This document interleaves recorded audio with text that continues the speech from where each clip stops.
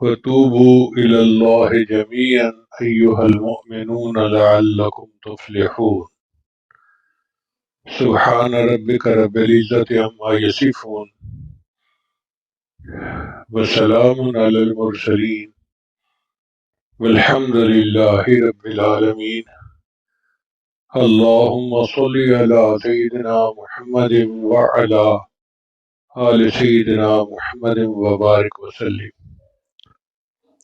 توبہ کہتے ہیں رجوع کرنے کو، گناہ چھوڑ کر نیکی کی طرف رجوع کرنا، غفلت چھوڑ کر حضوری کی طرف رجوع کرنا، اس کو توبہ کہتے ہیں۔ اور اس کا حکم اللہ نے سب کو دیا ہے۔ عجیب بات ہے، اس لیے کہ ہر انسان خطا کار ہے۔ نبی سامنے ارشاد فرمایا کلو بنی آدم خطاؤن، سارے کے سارے بنی آدم خطا کار ہیں۔ تو انبیاء کے علاوہ جتنے انسان ہیں ہر ایک سے کوئی نہ کوئی خطا ہوتی ہے۔ اب سمجھنے کی بات ہے کوئی سمجھتا ہے یا نہیں سمجھتا، مگر ہم تو عام درجے کے لوگ ہیں، ہم سے تو گناہ سرزد ہوتے ہیں ارادتاً، تو ہمارے اوپر تو توبہ کرنا فرض ہے۔ علی حجویری رحمۃ اللہ علیہ اپنی کتاب میں لکھتے ہیں کہ توبہ کے 3 درجات ہیں۔ ایک درجہ یہ کہ انسان گناہ سے نیکی کی طرح توبہ کرے، اور دوسرا درجہ یہ کہ ادنا نیکی سے اعلیٰ نیکی کی طرف جائے، اس کو بھی توبہ کہتے ہیں۔ اس کی مثال قرآن مجید میں ہے کہ حضرت موسیٰ علیہ السلام نے عرض کیا ہے اللہ رب ارنی انظر الیک، اے اللہ میں آپ کو دیکھنا چاہتا ہوں، میں آپ کا دیدار کرنا چاہتا ہوں۔ عاشق تھے نا؟ تو اللہ نے فرمایا نہیں میرے پیارے موسیٰ، ایسا نہیں ہو سکتا۔ تو جب موسیٰ علیہ السلام کو محسوس ہوا کہ یہ چیز ٹھیک نہیں تھی تو فرمایا سبحانک تبت الیک، اے اللہ میں توبہ کرتا ہوں، تو پاک ہے۔ یہ ہے ادنا سے اعلیٰ کی طرف متوجہ ہونا۔ اور تیسرا درجہ ہے کہ مخلوق سے اللہ کی طرف متوجہ ہونا۔ یہ رتبہ اللہ نے اپنے محبوب صلی اللہ علیہ وسلم کو عطا فرمایا تھا۔ چنانچہ 2 کیفیتیں ہوتی ہیں، ایک ہوتی ہے رین اور ایک ہوتا ہے غین۔ رین ہے زنگ سے، کلا بل ران علی قلوبہم ما کانوا یکسبون، تو ہمارے دلوں پہ زنگ ہوتا ہے۔ اور نبی علیہ الصلوۃ والسلام کے دل کے اوپر کیفیت تھی کہ آپ کئی مرتبہ اپنی امت کی طرف زیادہ متوجہ ہو جاتے تھے۔ اس کی مثال یوں سمجھے کہ بیوی کو اپنے خاوند سے بہت محبت ہوتی ہے، لیکن جب وہ ماں بن جاتی ہے تو شفقت مادری کی وجہ سے بچے کی خبرگیری اس پر غالب آ جاتی ہے۔ تو ہم نے دیکھا کہ کئی خاوند شکوہ کرتے ہیں تجھے تو بچے کی پڑی رہتی ہے، میری فکر ہی نہیں۔ اس کو فکر ہوتی ہے مگر کیا کرے، شفقت مادری ہے نا، وہ بچے کو کیسے اٹینڈ نہ کرے۔ تو نبی علیہ السلام رحمت للعالمین تھے، میرے آقا کی شفقت کئی مرتبہ امت پر اتنی ہو جاتی تھی کہ وہ محسوس فرماتے تھے، تو نبی علیہ السلام اس پر بھی استغفار کرتے تھے۔ چنانچہ نبی علیہ السلام نے فرمایا انہ لا یغان علی قلبی، میرے دل پر بھی غین آ جاتی ہے اور میں روزانہ 70 مرتبہ استغفار کرتا ہوں۔ اب آپ اندازہ لگائیے کہ وہ ہمارے محبوب صلی اللہ علیہ وسلم جو معصوم تھے وہ بھی 70 مرتبہ استغفار کرتے تھے، ہمیں تو اور بھی زیادہ کرنا چاہیے۔ اور ان کو بھی اللہ تعالیٰ استغفار کا حکم فرماتے ہیں۔ چنانچہ ارشاد فرماتے ہیں اذا جاء نصر اللہ والفتح ورأيت الناس يدخلون في دين الله افواجا فسبح بحمد ربك واستغفر، اے میرے محبوب اللہ کی تصویر بیان کیجیے اور استغفار کیجیے۔ اللہ اکبر کبیرہ۔ اس کا مطلب یہ کہ ہمیں سے ہر بندے کو توبہ کرنی ہے، استغفار کرنا ہے، ہر بندے کو جو بھی ہے۔ اور توبہ کی توفیق بھی اللہ دیتے ہیں۔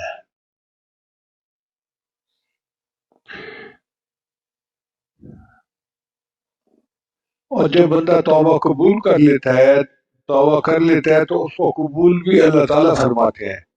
تو بندے کی توبہ دو بریکٹوں کے درمیان ہوتی ہے، ایک اللہ کی توفیق اور دوسری اللہ تعالیٰ کی طرف سے قبولیت۔ اللہ تعالیٰ اتنے کریم۔ اب یہاں سوال پیدا ہوتا ہے کہ جب اللہ تعالیٰ توبہ کا حکم فرماتے ہیں تو گناہ سے بچائی کیوں نہیں لیتے؟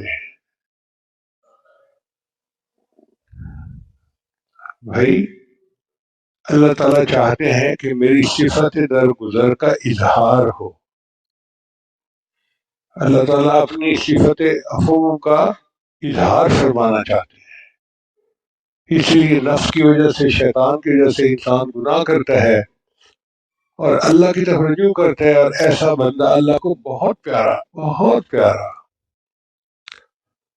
چنانچہ حدیث مبارکہ میں آتا ہے کہ جبریل سامنے آ کر کہا ہے، اے اللہ کے حبیب صلی اللہ علیہ وسلم، قیامت کے دن ایک بندے کو جہنم میں ڈالا جائے گا، تو اللہ تعالیٰ مجھے حکم فرمائیں گے، جبریل جاؤ اس بندے کے پاس، یہ مجھ سے دعا مانگتا تھا یا حنان یا منان، تو اس سے پوچھو کہ یہ یا حنان یا منان کس کو کہتا تھا؟ تو میں اس سے پوچھوں گا تو وہ کہے گا کہ اللہ کے سوا کوئی حنان اور کوئی منان نہیں، میں اسی سے دعائیں مانگتا تھا۔ اللہ فرمائیں گے اچھا، اگر یہ مجھے حنان اور منان مانتا تھا تو اس کو جہنم سے نکال لو۔ آپ اندازہ لگائیے اللہ کی رحمت کا کہ یا حنان اور یا منان ایک مرتبہ کہنے پر اللہ معاف فرما دیں گے۔ نبی صاحب نے فرمایا کہ ایک بندے کو اس کے گناہوں کی وجہ سے جہنم کی طرف لے جایا جائے گا، جب وہ جہنم کے قریب پہنچے گا تو جہنم کی آگ سمٹ جائے گی، پیچھے ہٹ جائے گی، تو فرشتے پوچھیں گے یا اللہ جہنم کی آگ سمٹ رہی ہے، مسئلہ کیا ہے؟ تو اللہ تعالیٰ فرمائیں گے یہ میرا وہ بندہ ہے کہ جو گناہوں پہ روتا تھا، اور جس آنکھ سے اپنے گناہوں کے توبہ کا آنسو نکل آیا اس کو جہنم کی آگ نہیں جلا سکتی۔ اس لیے ہمیں چاہیے کہ ہم تنہائی میں اللہ کے حضور اپنے گناہوں کی معافی مانگیں اور خوب رونا دھونا کریں۔ اللہ کو یہ رونا دھونا بہت پسند ہے۔ ایک مرتبہ نبی علیہ السلام نے ارشاد فرمایا وَعَظَمْ بَلِيغًا، بڑا ہی بلیغ بیان تھا، محبوب کی تو ہر بات ہی بلیغ ہوتی تھی۔ تو ایک صحابی اونچا رونے لگے، تو نبی علیہ السلام نے فرمایا کہ اس کا رونا اللہ کو اتنا پسند آیا کہ اس کے رونے کی وجہ سے اللہ نے محفل کے سب لوگوں کی مغفرت فرما دی۔ یعنی ایک بندے کا رونا اللہ کو اتنا پسند کہ اللہ نے اس کی وجہ سے پورے مجمع کی مغفرت فرما دی۔ اس لیے نبی علیہ السلام کے ناموں میں سے ایک نام ہے نبی التوبہ۔ یہ نام کیوں رکھا گیا؟ ایک تو یہ کہ نبی صاحب خود توبہ استغفار کی کثرت فرماتے تھے، اور دوسری بات یہ کہ اللہ نے محبوب کی امت کے لیے توبہ کو بہت آسان کر دیا۔ پہلی امتوں کے لیے توبہ مشکل تھی۔ بنی اسرائیل کو تو اللہ فرماتے تھے کہ تم اپنے آپ کو زخمی کرو اور خون نکالو تب تمہاری توبہ کو مانا جائے گا، اور اس امت کے لیے اللہ نے کوئی شرط نہیں رکھی، حتیٰ کہ زبان سے توبہ کے الفاظ کہنا بھی شرط نہیں رکھی۔ نبی صاحب نے فرمایا الندم توبۃ، دل کی ندامت کا نام توبہ ہے۔ جب کوئی بندہ اپنے دل میں نادم ہو جاتا ہے، یار میں نے فلاں کام برا کیا، مجھے نہیں کرنا چاہیے تھا، یار مجھ سے غلطی ہوئی، میں آئندہ ایسا نہیں کروں گا، جب بندہ دل میں افسوس کرتا ہے نا، تو اسی کا نام توبہ ہے۔ اب یہاں علماء نے ایک علمی نقطہ لکھا ہے، وہ فرماتے ہیں آخر وجہ کیا تھی؟ وہ بھی انسان تھے جو پہلی امتوں والے تھے، اور ہم بھی انسان ہیں، تو ان کے لیے اتنی مشکل توبہ اور ہمارے لیے اتنی آسان۔ تو انہوں نے اس کا جواب دیا، ان کا اس کی وجہ یہ ہے کہ پہلی امتوں کے پاس جب نبی آئے بنی اسرائیل کے پاس، اور انہوں نے اللہ کا پیغام پہنچایا، تو انہوں نے آگے سے جواب دیا کہ ہم اس وقت تک ایمان نہیں آئیں گے حتی نر اللہ جہرتن، جب تک ہم اللہ تعالیٰ کو ظاہر میں دیکھ نہیں لیں گے۔ لن نؤمن حتی نر اللہ جہرتن، دیکھیں گے واضح طور پر اللہ کی نشانی کو، پھر ایمان لائیں گے۔ تو انہوں نے ایمان کے لیے نشانی مانگی واضح طور پہ، تو اللہ نے بھی کہہ دیا ٹھیک ہے، اب تم توبہ کرتی ہو تو میں واضح نشانی مانگتا ہوں، توبہ کرتے ہو تو میں آؤ باہر، میں تمہارے اوپر بادل جو ہے لے آؤں گا، اور اس اندھیرے میں تم اپنے آپ کو فقتلوا انفسکم، چھریاں لگاؤ اور اپنے آپ سے خون نکالو، جب ظاہر خون نکلے گا تب میں مانوں گا ہاں تم توبہ کرتے ہو۔ اور اس امت کو اللہ تعالیٰ نے رحمت فرمائی کہ جب نبی علیہ السلام نے اللہ کا ایمان پیش کیا تو انہوں نے کوئی دلیل نہیں مانگی۔ حضرت ابوبکر صدیق نے بلا دلیل اللہ کو مانا، تو جب امت نے بلا دلیل اللہ کو مانا تو اللہ نے قاعدہ بنا دیا کہ میرے بندو میں تم سے بھی تمہاری توبہ کے لیے کوئی دلیل نہیں مانگوں گا، تم دل میں افسوس کر لو گے، نادم اور شرمندہ ہو جاؤ گے، میرے بندوں مجھے وہی ندامت پسند ہے۔ الندم توبۃ، اللہ تعالیٰ کو توبہ سے اتنی خوشی ہوتی ہے، اتنی خوشی ہوتی ہے کہ حضرت موسیٰ علیہ السلام نے پوچھا یا اللہ، جب کوئی تیرا گناہ گار بندہ تجھے پکارتا ہے تو آپ کیا جواب دیتے ہیں؟ فرمایا میں 3 دفعہ کہتا ہوں لبیک لبیک لبیک، یعنی بندہ ایک دفعہ اللہ کو پکارتا ہے، اللہ 3 دفعہ جواب دیتے ہیں لبیک میرے بندے، لبیک یا عبدی، میرے بندے لبیک۔ اور پھر اللہ نے فرمایا کہ اے میرے پیارے موسیٰ علیہ السلام، جو مجھ سے پیٹھ پھیر کے دنیا کی طرف جاتے ہیں، جب میری رحمت کا تقاضا ان کے لیے اتنا ہے، تو جو میری طرف رخ کر کے آنا چاہتے ہیں ان کے لیے میری رحمت کتنی ہوگی۔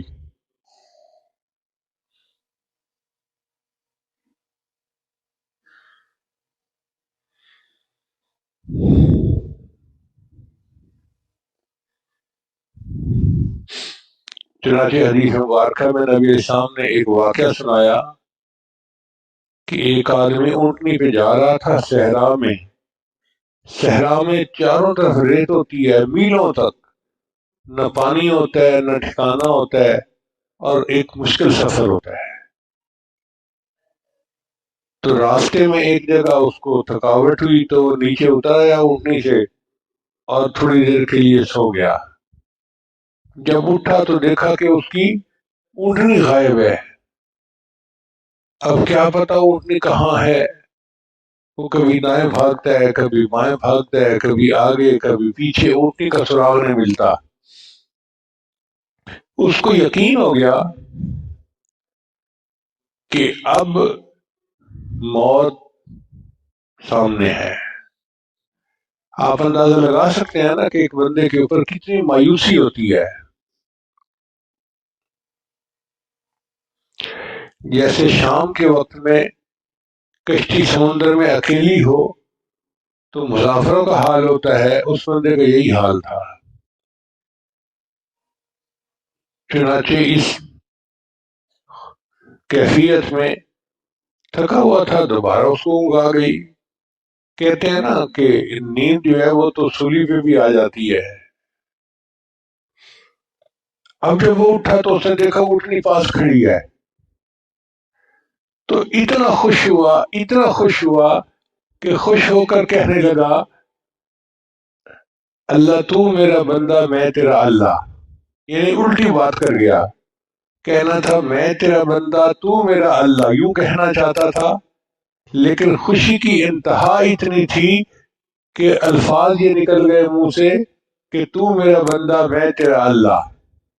تو نبی صاحب نے فرمایا جتنی خوشی اس اونٹنی والے کو اس وقت ہوئی، اس سے زیادہ خوشی اللہ کو اس وقت ہوتی ہے جب کوئی بندہ توبہ کرتا ہے۔ تو اس سے اندازہ لگائیے کہ اللہ تعالیٰ کتنا خوش ہوتے ہیں۔ اسی اللہ تعالیٰ نے کہ محبوب نے فرمایا التائب حبیب اللہ، کہ اللہ کے سامنے توبہ کرنے والا تو اللہ کا دوست ہوتا ہے۔ سبحان اللہ، اللہ تعالیٰ کتنے کریم ہیں کہ توبہ کرنے والے کو اپنا دوست بنا لیتے ہیں۔ اللہ تیری رحمتوں پہ قربان جائیں، آپ کتنے کریم ہیں، کتنے مہربان ہیں۔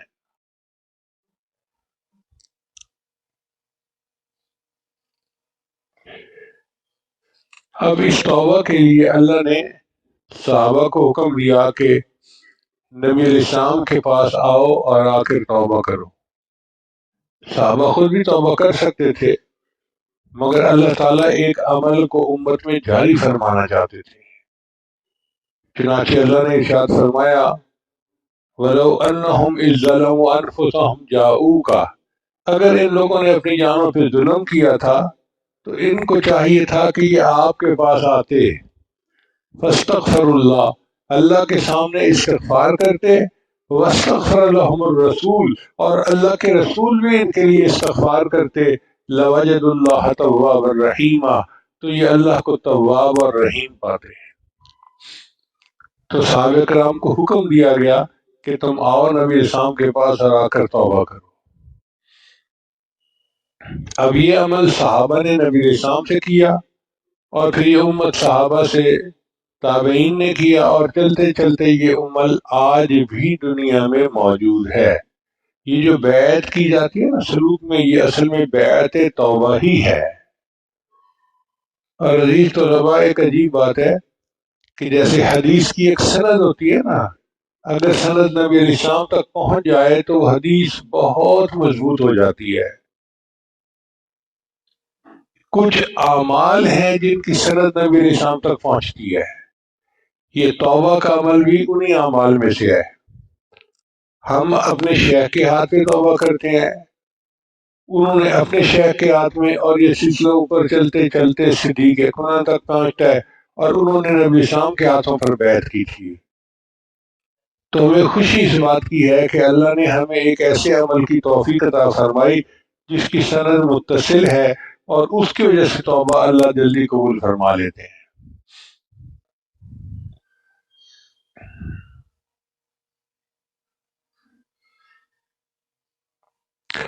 اسی اللہ تعالیٰ نے صحابہ کرام کی بہت خوبیاں تھیں، لیکن جو انہوں نے نبی اسلام کے ہاتھوں پر توبہ کی، اس عمل کو قرآن میں بیان فرمایا فَاسْتَقِمْ كَمَا أُمِرْتَ وَمَنْ تَابَ مَعَكَ، اے محبوب آپ بھی شریعت کے پابند رہیے، اور وہ جو آپ کے ساتھ مل کر توبہ طائب ہوئے وہ بھی پابند رہیں۔ تو صحابہ کے اس عمل کو اللہ نے قرآن مجید میں بیان فرمایا کہ انہوں نے آپ کے ہاتھ پر توبہ کی ہے، یہ عمل بہت ہی اعلیٰ ہے۔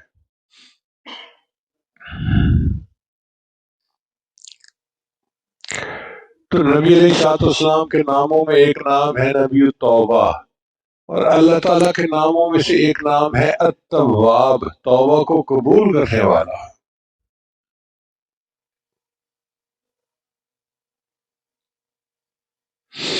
حدیث مبارکہ میں آتا ہے جب کوئی بندہ سچی توبہ کر لیتا ہے تو اللہ تعالیٰ فرشتوں کو حکم دیتے ہیں کہ اس کے نام اعمال سے گناہ کو مٹا دو، ڈیلیٹ کر دو۔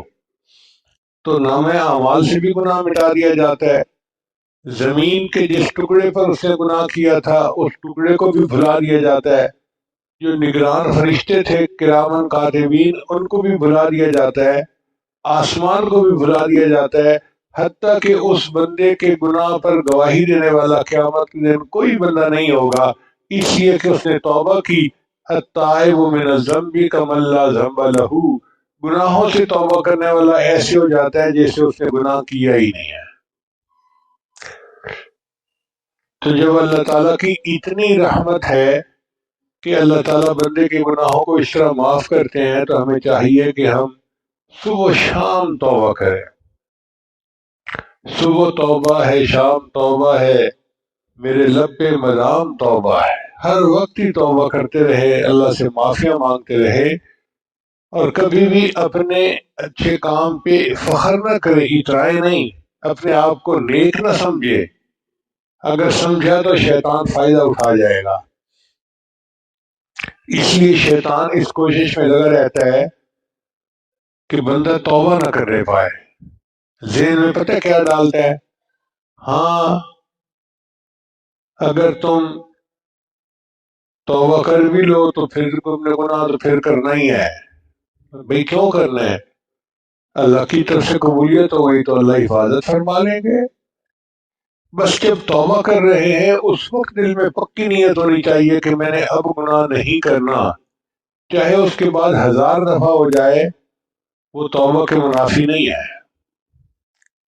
بس دل میں ہو کہ میں نے توبہ کر لی، اب میں نے گناہ نہیں کرنا، اس امید کے ساتھ توبہ کریں۔ بزرگوں نے لکھا ہے کہ اے دوست،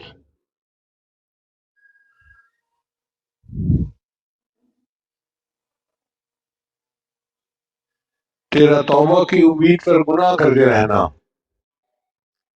تیرا توبہ کی امید پر گناہ کرتے رہنا اور زندگی کی امید پر توبہ کو مؤخر کرتے رہنا تیری عقل کا چراغ گل ہونے کی دلیل ہے۔ اس کا مطلب ہے کہ عقل کا چراغ ہی گل ہو گیا ہے کہ ہم توبہ مؤخر کرتے ہیں کہ جی پھر کر لیں گے، اور ابھی تو بڑی عمر پڑی ہے، کس کو پتا کب وقت آ جائے۔ اس لیے توبہ فوراً کرنی چاہیے تاکہ اللہ تعالیٰ ہمارے گناہوں کو معاف فرما دے۔ اچھا، توبہ اگر کرنی ہے تو اللہ کے لیے کرنی ہے۔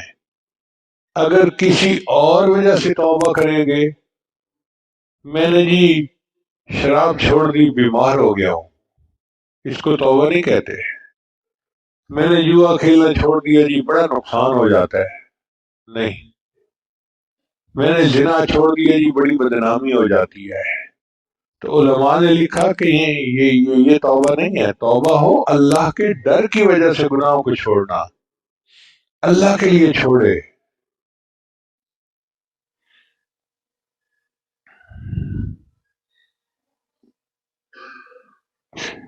کچھ گناہ ایسے ہیں کہ جو اتنے برے نہیں، مگر گناہ کے بعد کچھ کام بندہ ایسا کرتا ہے جو اور برے ہوتے ہیں۔ مثال کے طور پر گناہ کر کے خوش ہونا، خوشی منانا کہ میں نے بڑے کامیابی سے فلاں گناہ کیا، اللہ نے کسی کو پتہ نہیں چلنے دیا، یہ گناہ سے بڑا گناہ ہے۔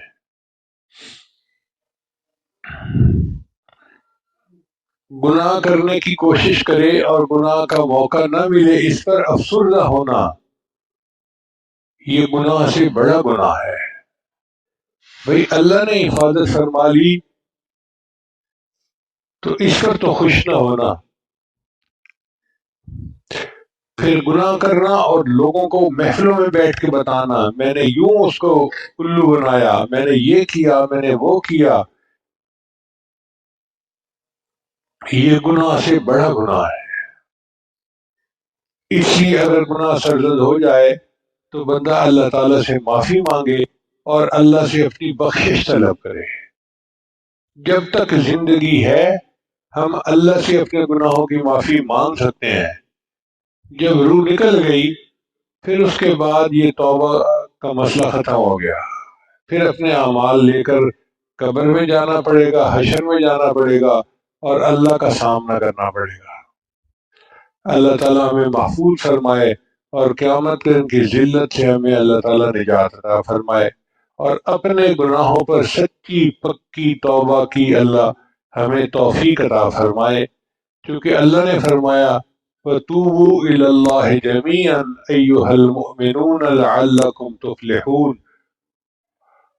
اور اے ایمان والو، تم سارے کے سارے توبہ کرو اگر تم فلاح پانا چاہتے ہو۔ تو توبہ سے بندے کو اللہ فلاح عطا فرما دیتے ہیں۔ فلاح کہتے ہیں ایسی کامیابی جس کے بعد ناکامی نہ ہو، اللہ کے ہاں ایسا قرب جس کے بعد دوری نہ ہو، اس کو فلاح کہتے ہیں۔ اور یہ توبہ کرنے والے بندے کو اللہ عطا فرما دیتے ہیں۔ ہم دعا کرتے ہیں کہ اللہ ہمیں یہ بھی عطا فرمائے، اور انسان جس عمر میں بھی ہو، بچہ ہو، بڑا ہو، چھوٹا ہو، مرد ہو، عورت ہو، ہر ایک توبہ کرے۔ ایک تو توبہ کرے گناہوں سے نیکی کی طرف آنے کے لیے، دوسرا توبہ کرے غفلت سے حضوری کی طرف آنے کے لیے، اور تیسرا توبہ کرے کہ جو ہمیں عبادت کے اندر شیطانی خیالات اور یہ آتے ہیں اس سے بھی توبہ کرے۔ اب کوئی بندہ ہے جو یہ دعویٰ کرے کہ مجھے تو نماز میں ادھر ادھر کا خیال ہی نہیں آتا، کہ ہماری نماز تو ادھر ادھر کے خیالات سے بھری ہوئی ہوتی ہے، تو ہمارے اوپر تو توبہ کرنا اور بھی زیادہ لازم اور بھی زیادہ ضروری۔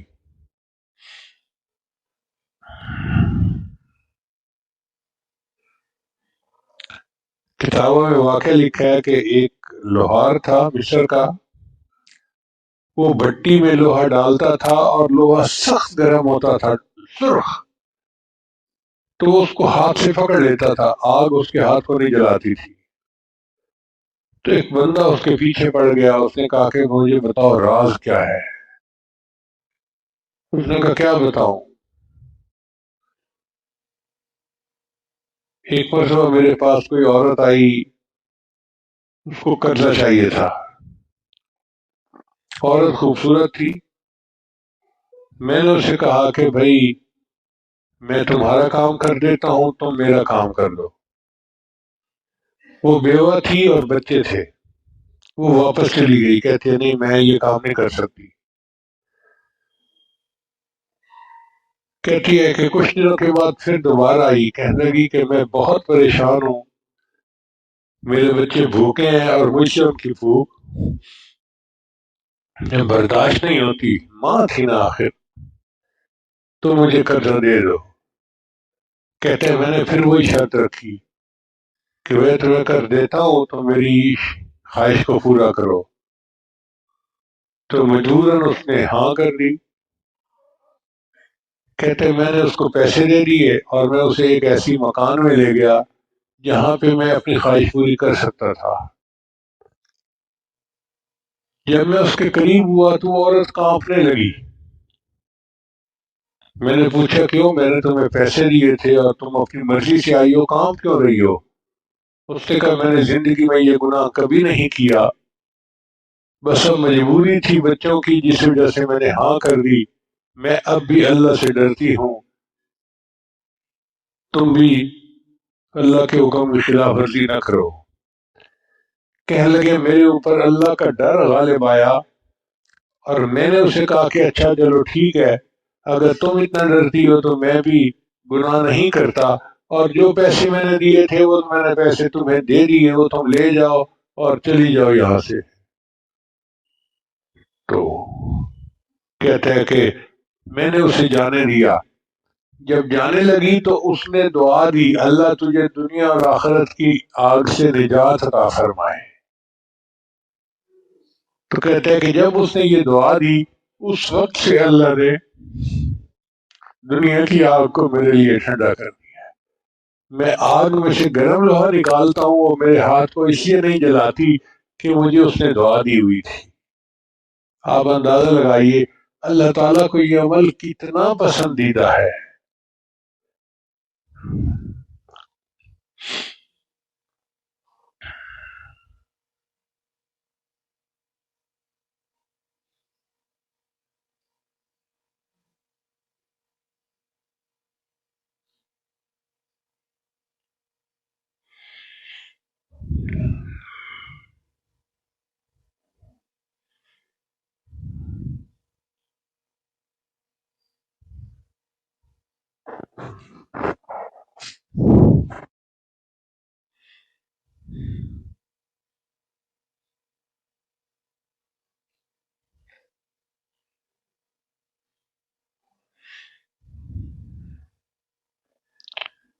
وآخر دعوانا ان الحمد للہ رب العالمین۔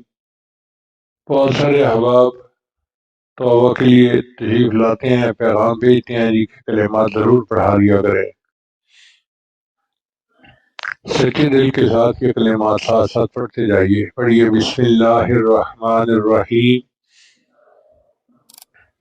لا الہ الا اللہ محمد الرسول اللہ،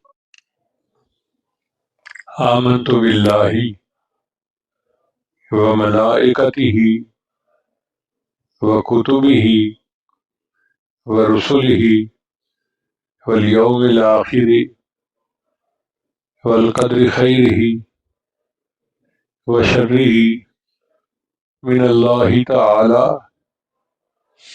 والبعث بعد الموت، آمنت باللہ کما ہوا بأسمائہ وصفاتہ وقبلت جمیع احکامہ اقرار باللسان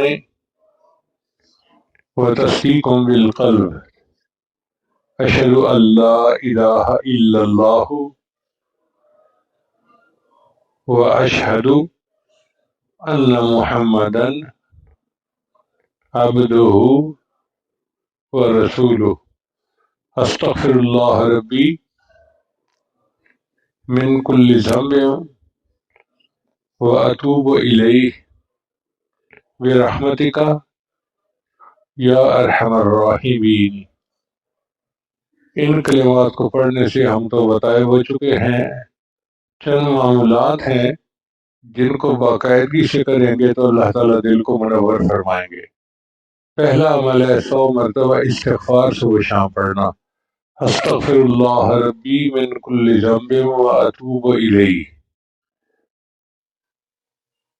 اور دوسرا عمل ہے 100 مرتبہ درود شریف صبح و شام پڑھنا، اللہم صلی علی سیدنا محمد وعلی آل سیدنا محمد وبارک وسلم۔ تیسرا عمل ہے قرآن مجید کی تلاوت روزانہ کرنا، اگر ایک پارہ تلاوت کرے تو بہت اچھا، مشکل ہو تو آدھا پارہ صحیح۔ جو بالکل مشکل میں پڑھتے ہیں وہ ایک رکوع پڑھیں، مگر پڑھیں ضرور۔ اور بہتر یہ ہے کہ سورہ یاسین کو یاد کر لیا جائے، چھوٹی سی سورت ہے،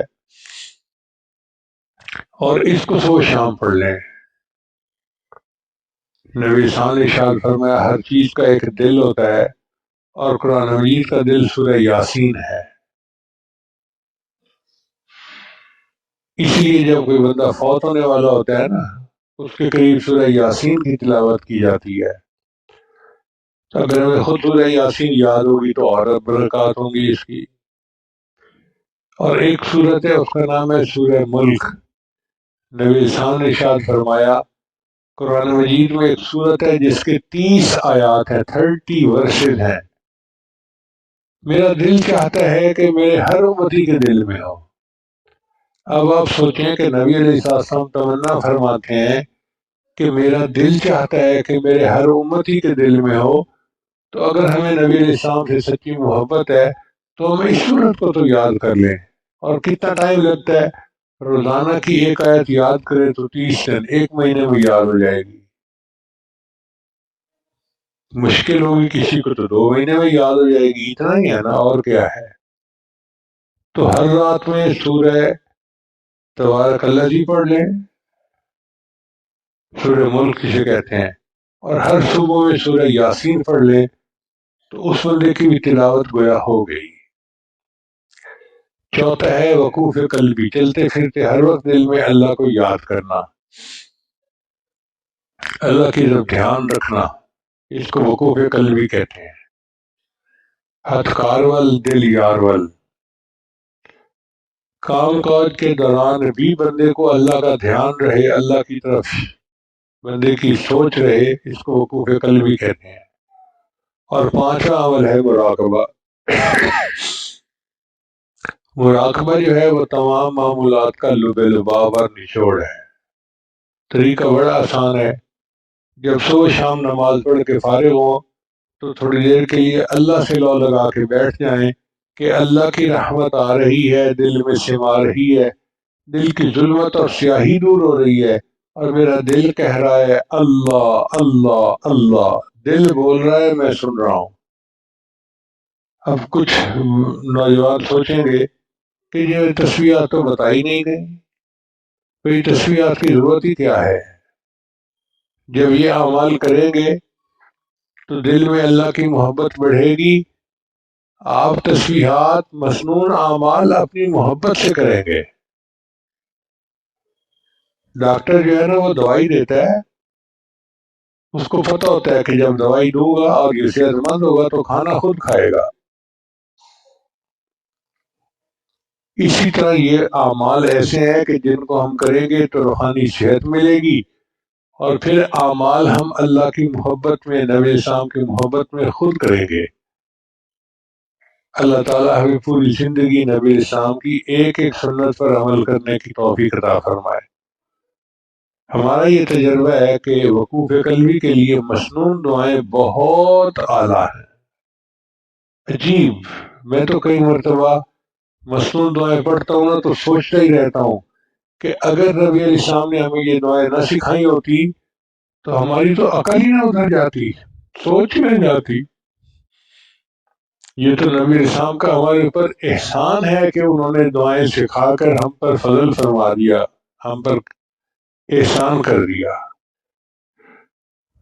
تو طلباء خصوصی طور پر مسنون دعاؤں کو یاد کریں اور ہر دعا کو پڑھنے کی پابندی کریں، لازم سمجھیں۔ شرعاً یہ لازم نہیں ہے لیکن محبت کے میدان میں لازم ہے۔ ایسے کریں جیسے لازم ہوتی ہے کوئی چیز۔ اس کی وجہ سے اللہ تعالیٰ غفلت سے بچا لیں گے اور اپنے قریب فرما لیں گے۔